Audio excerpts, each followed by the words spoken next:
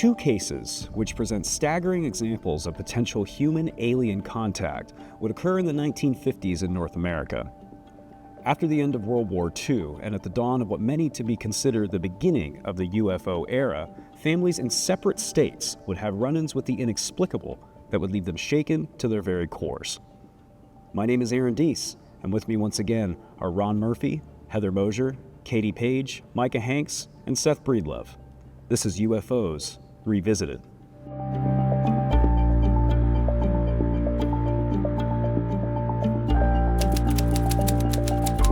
So I think I'm among probably many in the communities that are interested in this stuff and saying that these are two cases I'm particularly fond of. I think they're very interesting and they're very fun. There are some serious implications and a very real human element that we'll discuss as we go. But let's start it off. We can talk about either one of these to begin with. What do we know about Braxy and the Goblins? Whatever happened at 7:30 on September 12th, 1952, in the small town of Flatwoods, West Virginia, remains perplexing, and I think it terrified those who saw it. We had several groups of families, the children from the Mays, the Hyers, the Lemon family, one very unfortunate dog, as history would remember, that see a light descend over a hill, and they ascend toward the hilltop as the daylight is fading, enter the forest. They see a light emanating from some kind of an object and maybe also some sort of a kind of mist, almost like what you'd expect from a science fiction film. And pretty quickly their attention is diverted over to a large object. You know, there's this sort of roughly humanoid figure, but we can get into that, what it actually looked like and whether we're talking about a being or we are talking about something else entirely. I mean, that's really, I think, part of the core of the question about Braxy and why it straddles the fence between ufology and cryptozoology. But in essence, they see something that the newspapers the following day reported as being like Frankenstein's monster, green Frankenstein's monster. And it scared them very badly. They also said that there had been some sort of an odor and something that was causing, irritation for them. Many of the family members got sick after the fact. Many of the individuals, they weren't all related, but the dog in particular, I believe, actually died after this incident. So it naturally was a strange situation, and it attracted almost immediately the attention of some really high-profile researchers like Ivan T. Sanderson and also Gray Barker, and he would really kind of chronicle this one as the intro to that famous book, They Knew Too Much About Flying Saucers, and it still remains a perplexing incident. We don't really know exactly what happened. UFO or something even stranger. And the name Braxy is a shorthand, I should probably say, that has resulted from the fact that this took place in Braxton County. So the creature is also referred to as the Flatwoods Monster, the Braxton County Monster. It has a few different names. I think Braxton County Monster may have preceded Flatwoods Monster. I think Flatwoods is the name that most people know this by, and it stuck. But initially it had been given all different kinds of names, and now the Green Monster. I believe the signs that you would see when you came into Flatwoods actually said the home of the Green Monster initially. That was like the way they. And in the newspapers, you are right about the Frankenstein monster. They also reference it breathing fire, and being the newspapers typically reported that it was 18 feet tall, so which no one said. The general description, that we're most popularly seeing when we think about the Flatwoods Monster, what does this look like? Well, it was you said humanoid, yeah, I guess, because it's standing upright, but it's around 13 feet tall. That's the way the witnesses put it. If we're talking about what the witnesses said they saw, they said it was shaped like a B-12 rocket. Right. They did not see arms. They did not see a head. There's basically a rocket-shaped object with, at the top, what could be considered to be a face, was where the eyes were two portholes. And one of the boys said that they thought they could see someone inside the portholes, actually piloting this thing. So I don't know how to describe what was seen, because what they actually saw is what I just described, whereas pop culture and newspapers and everything have made it into this lizard-like creature wearing a dress with arms, long scaly arms that, hands that reach out for the boys and chase them, with its flailing clawed hands. And none of the original witnesses said they saw hands. Depending on whose rendition of the events you're talking about. I had the honor of interviewing Eddie and Freddie May, and they were there, and Ed had never done an interview, so I was able to conduct the first interview with Ed. Freddie had done a few, but had sworn off actually doing any more television or anything of that sort, following the way the History Channel had portrayed him in one of their shows.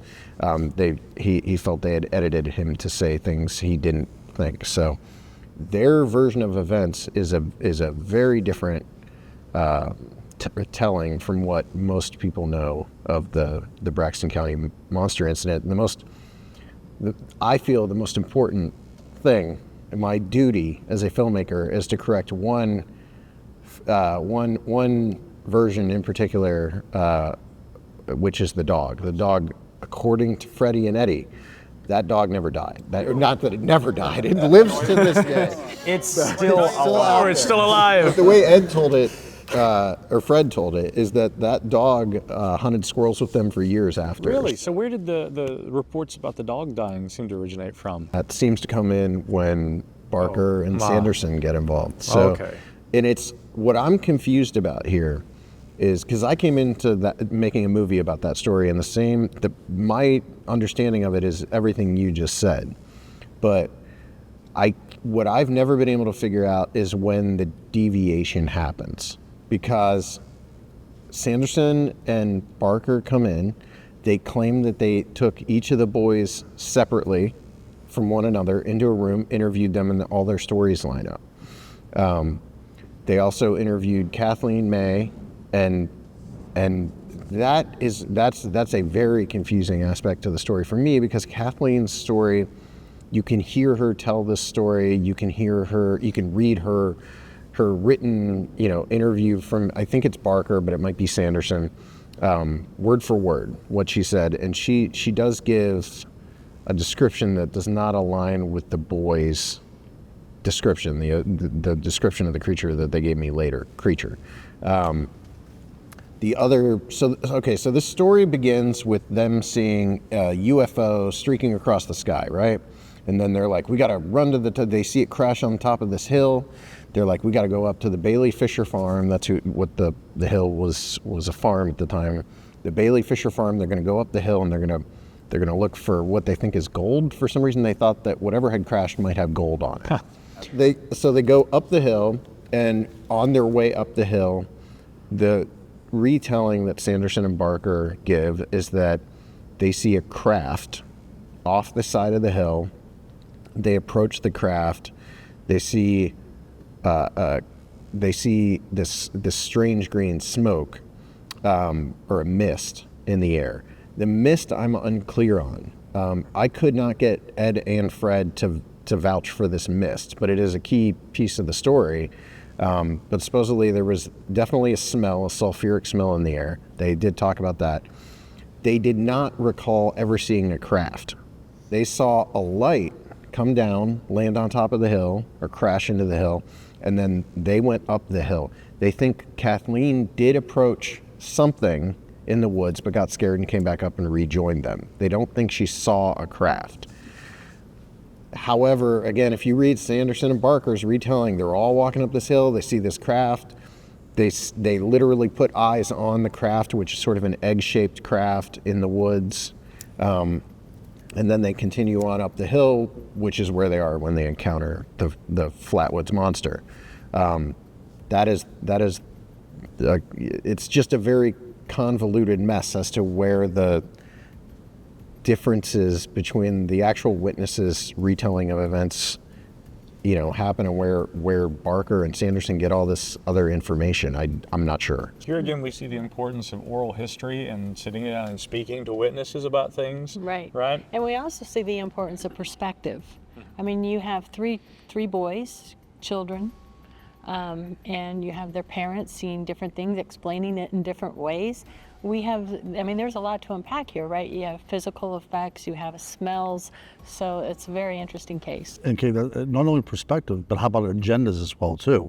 because Barker and Sanderson would each have a different agenda as well. And that brings us back to something we've talked about already. Gray Barker's name's come up a lot in our conversations. And again, one common thread that I've noticed is I enjoyed his writing, but I've taken everything he says with a grain of salt because he was known in many cases. I'll say it if nobody else will, and I've said it already.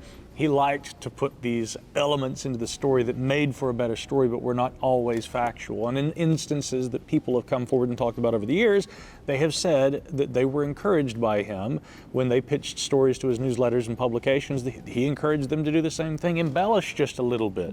You know, in fact, you might just make up the name of an organization and some people who are members of it and say that this is something that they told you rather than you telling it. That will make it more important, and that makes a lot of sense in terms of the dog dying. The dog, actually, the Lazarus dog, we'll call it, it didn't die at all. It kept hunting for years. I wondered if that was the inspiration for Paul.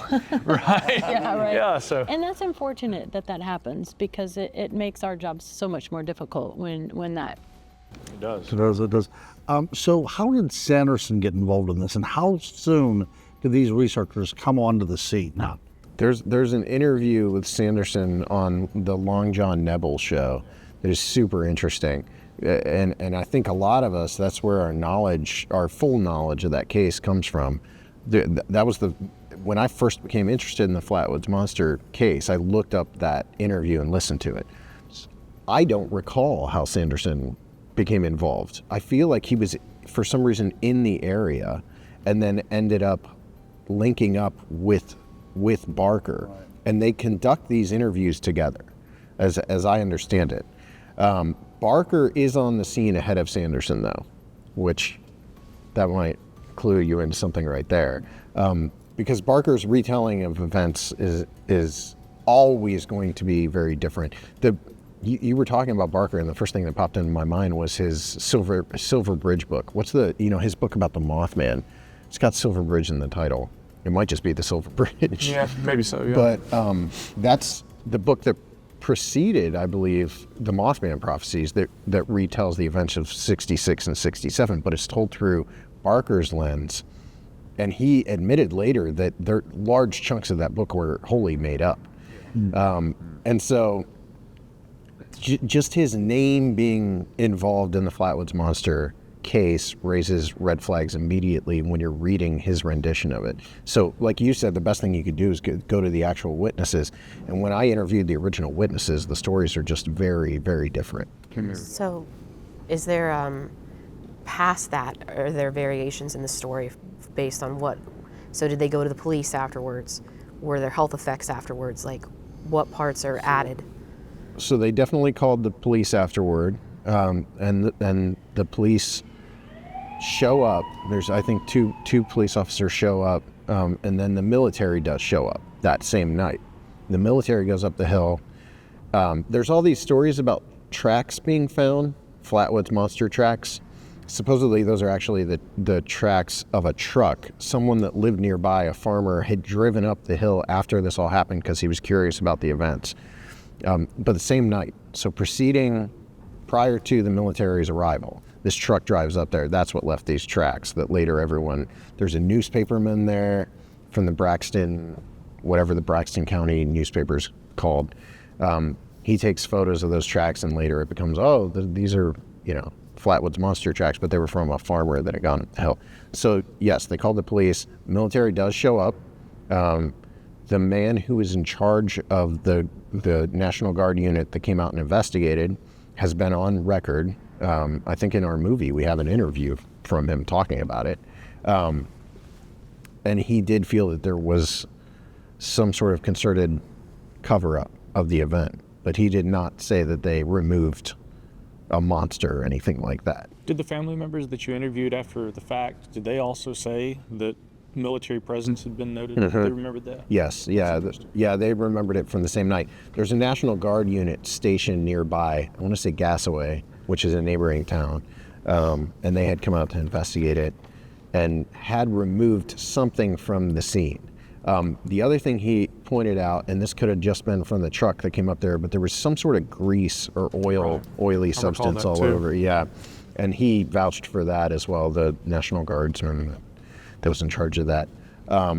Was there any communications between whatever they're witnessing and themselves? Was it telepathic, electronic, no communication? No, and it's a you got to kind of think of looking at a rocket, and there's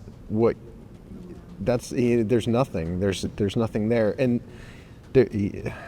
Frank Fascino wrote a book about the Flatwoods Monster that's extremely in-depth, that I've never read, for other reasons that I can't talk about. But I've never read the book, but he goes very in-depth on this, and I have seen illustrations that were in that book that portray some sort of creature on the other side of those portholes for eyes, sort of piloting this giant rocket. That's interesting. It's also kind of neat that there's this insinuation that something was removed after the military goes in there, because again, I think if the time frame matches, let's see, 1952, right? So would that have coincided with the onset of that famous Project Moondust? How close are we there? I believe that was 53. 53. So This was we're right this there. was We're right in there. This was the inaugural case. This would have been the catalyst for Project Moondust. But I mean, in all seriousness, I mean, if there had been anomalous incidents that were occurring and they were recovering, being made early on, I think when we discussed Project Moondust, our contention had been, why would they have had a retrieval of foreign objects that fall from space program prior to Sputnik? We hadn't put anything in space. We wouldn't presumably have acquired anything the Soviets had put up because they hadn't put anything yet. So were there incidents where things, maybe going back well in advance of Project Moondust, the example we would have given was Roswell, but had there been other cases where the military became involved in retrievals of things? Potentially. It's worth noting that object that they saw crash on that hill wasn't the only object that crashed that night.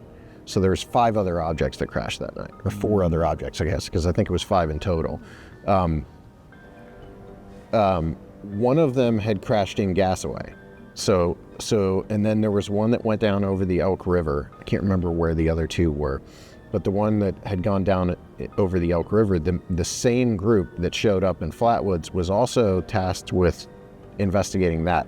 They didn't find the object. What they had been told is that a plane had crashed somewhere over the Elk River. They show up trying to find the plane, or whatever. Yeah. And there's nothing there. This is all coinciding with a UFO wave that started somewhere over Michigan, was tracked all the way down to Alabama. And that same year, again, 1952, I mean, we had the famous Washington case too. Yeah, that's true. So this wasn't the only UFO incident, and it wasn't the only UFO incident. That wave of objects that was tracked all the way down to Alabama was kind of a big deal.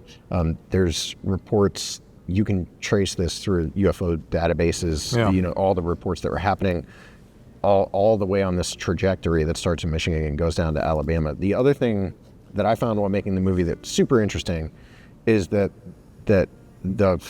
this is part of that. When we're talking about the Mothman stuff from 66, 67, how those sightings go all the way into the 70s, it seems to have started in the 50s, right around the same time. And I interviewed locals who had stories about just UFOs landing behind the barn behind their house, or like a strange jelly bean UFO bouncing across a cemetery, and like weird stories, but they're prevalent everywhere down there. This is also not the only Flatwoods Monster sighting. There's a sighting that happens, I believe, a day later, or possibly even that same night, but it's a delivery driver who's driving with his wife, who encounters, I wish I could remember his name, I'm blanking on it, who encounters a creature similar to the Flatwoods Monster. Again, this is a Sanderson Barker edition, and you've got, in this case, it seems to not be wearing the upper part of its armor, because it's just a full-blown, like, reptilian-looking creature, with long scaly arms that attacks him, supposedly is emitting this mist, causes him to get sick and vomit all over the car. Eventually he leaps into the car and him and his wife leave the scene. Now, one super interesting and fun story that I came across while we were making the movie was a story from a lady who had written about it in her journal, and her granddaughter had found it much later in life, possibly even after the elderly lady had passed. But it was a story that preceded the Flatwoods case by 2 weeks. And it's a story about her and her sister. There They were walking home from school and supposedly encountered a glowing ball of light in a field that turned into the Flatwoods monster. What she describes is very similar to the Flatwoods monster, but she's recalling this event that supposedly happened 2 weeks prior to the Flatwoods sighting. She did not tell anybody about it. Her granddaughter found it much later in life. That's really interesting. Yeah, that's well before the interdimensional kind of theories, right? So there's a lot more surrounding this case than the common narrative, and it's fortunate that, Seth was able to speak with the actual witnesses a few years ago, so we do have this kind of corrective, or at least more personal telling that we can separate from these investigators. And this case has captured a lot of imagination, not just within our community, but it's spread into pop culture. Characters that are very resemblant of Braxy appear in the Legend of Zelda series. There are characters that look like them that show up in other video game properties, even very recently in the Fallout universe, if you follow that sort of thing. And this is not the only case involving close potential extraterrestrial contact that has made its way into pop culture. And I think that's a good bridge to kind of step into the second segment of our discussion today. Can I mention really quickly, too, this sort of reminds me very recently of what just happened in Florida. I mean, this very, very tall. I think, yeah, and bringing that up here with the Hopkinsville, I think that does have a very good, also the Battle of Los Angeles as well, too, has a bit of a reference to that as well. Right. I mean, I think that's really interesting. This is a very tall being, many police officers, I don't know. Very interesting, yeah. So we kind of see this sort of response and narrative mirrored in even some of these contemporary cases. I hadn't made that parallel. That's interesting. The other case that I want to focus on today takes place kind of in the same time period. We're a couple years later, post-Project Moondust, 1955. We're in a different state, and we're going to the Kelly-Hopkinsville area of Kentucky. This is an interesting place right off the bat. It is about 30 miles from the land between the lakes, a concentrated area of noted high strangeness that we won't get into today because that would take too long. It is the home of noted psychic Edgar Casey, whose grave is there to this day. You can go visit it. And it is also very, very close to the area in which the noted UFO incident involving Thomas Mantell took place, kind of around in the same general time period as well. It's possible Small Town Monsters might have covered that case in more detail in a film. I've heard of it. Yes, Lost Contact. Lost Contact. Come on, Seth. Check out Lost Contact. But already we're talking about a place that is very strange and very concentrated. We often talk about, and have talked about on this show, how a lot of these cases come out of West Virginia. But this little corner of Kentucky, very close to the border of Tennessee, is similar in a lot of ways. So what do we know about the Kelly-Hopkinsville Goblins? Well, again, go ahead. Oh, I was just going to say somebody went out to fetch some water. It was a friend of the family, the Sutton family, which is odd that it's the Sutton family and you were just in Sutton, West Virginia area. But anyway, they were outside and saw a streak of light over the house and pretty shortly saw a creature, a little goblin, if you will, what we've known to be the little green men, coming out of the woods. And they eventually descend upon the house, and the family starts firing at them, and the bullets kind of just ricochet off of them. But they're these little, like 3.5 foot tall little humanoids with some exaggerated features, and we end up with this story of this family in a firefight all night with the Hopkinsville Goblins.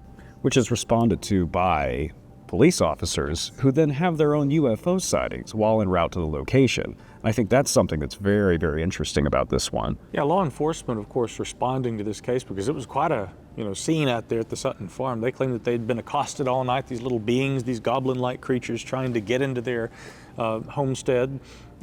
When police respond, they seem to see lights in the sky. I mean, according to one account, I think that there had even been more of a structured object, but at very least there were lights that were seen by the responding officers, which is kind of interesting because one might make a correlation to the recent claims of these very tall beings, seen in Las Vegas. When police responded, there had been a streak of light seen through the sky that night. Astronomers said it was probably a meteor or a fireball, but I mean, police said, yeah, we saw something in the sky, and then these kids... Interestingly, I'm sorry to interrupt you, but that's how the UFOs that these police officers saw were described. The terms that I wrote down were several meteors, which emitted a sound like artillery moving in the direction of the house. Exactly, so it's very similar in that aspect to this recent case. But so I mean, there were others who saw things in the sky that night, not just this family. Now the problem, of course, had been, and this is a strange one for me, people said, well, they were probably drinking. Now, listen, I've had a beer or two before, and never have I ever seen a UFO, and that really bothers me because no matter how much beer I drink, I never see UFOs. I keep trying. It just doesn't seem fair. I keep trying. Have you ever seen goblins? I've never seen goblins either. Right, I mean, yeah. I keep trying. So, but the point is I love it when people say somehow that, alcohol consumption is associated with people thinking they've seen UFOs. Turns out, actually, the Sutton family said we don't even allow alcohol in the house. They apparently, that was part of their beliefs, and so they said we had not been drinking that night when we encountered these things. So that was ruled out immediately. But it kind of shows how there's this stigma, oh, these people think they saw UFOs. Yeah, they must have been into their cups. It hadn't been the case in this instance. So. Another interesting thing that sticks out to me, I mean, it's a very interesting case from top to bottom, but when these creatures were fired upon, not only did they didn't die, they got up and kept moving, but they emitted metallic sounds that were described in some cases like buckshot hitting an empty bucket. Well, yeah, an odd little connection there, too. I mean, if you recall in the Caracas Dwarves case, Mr. Gonzalez had said when he tried to grab this little being, as you do, when I, see creatures I can't explain, with claws for hands, I'm going to go grab them and see if I can catch one, right?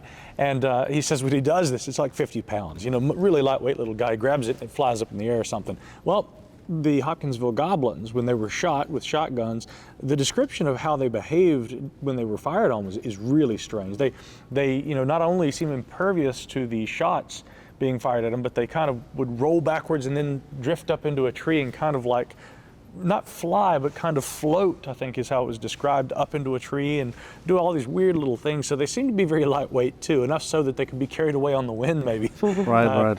It doesn't seem as if our physics on this planet apply to them. Right. Yeah. Or that gravity literally affected them differently, or that there was something else going on there that caused this weird behavior. Skeptics point to that as being a indication that they were owls. Yeah, I've heard that. Or monkeys, right? Escaped carnival monkeys as well too. Yeah, and interestingly, the owl theory has been offered for Braxy too. Yes. I've heard, and Mothman, yeah. And Willie Strieber. Yeah, who said he literally saw owls at his window. Now, my colleague Mike Cleland, of course, has written a couple of really interesting books that kind of analyze the intercontinuity between the UFO experience and owls, and the mythological interest there being that, owls often associated with wisdom and things along these lines, and other things by various cultures that seem to at times kind of, have some relationship to UFOs. So that's interesting in itself. But as far as the literal interpretation of Braxy or these, whatever the Sutton family saw as being owls, I've always found that to be a pretty dubious argument, just because, the Sutton family said we clearly saw humanoids. There were very explicit details that were mentioned about these. With Braxy, obviously the witnesses were pretty scared. It was kind of dark. It was a fleeting glimpse they would have gotten at best.